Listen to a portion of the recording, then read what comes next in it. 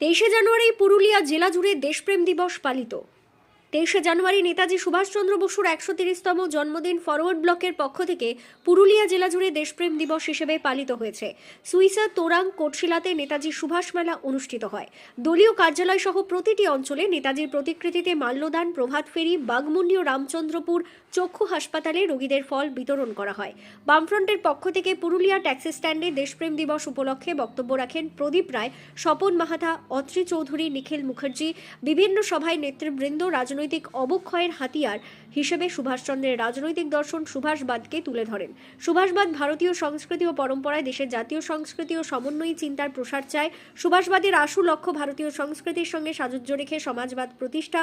নেতাজির প্রস্তাবিত ভারতীয় সমাজবাদের 5টি নীতি স্বাধীনতা, সমতা, ন্যায়, শৃঙ্খলা, ভালোবাসাকেই সুভাষবাদের মৌলনীতি বলে মনে করেন।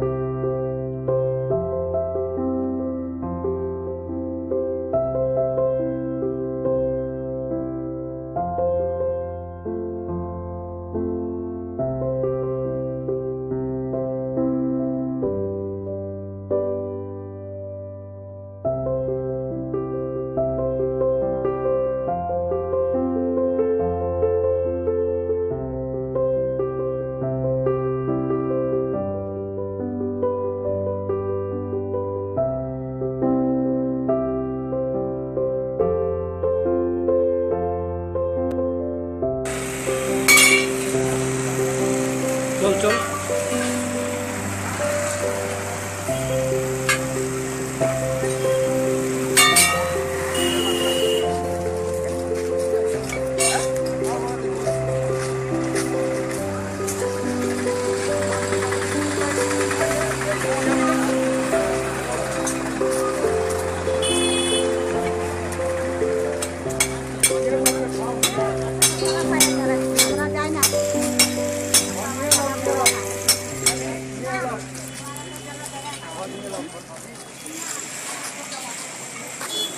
Thank you.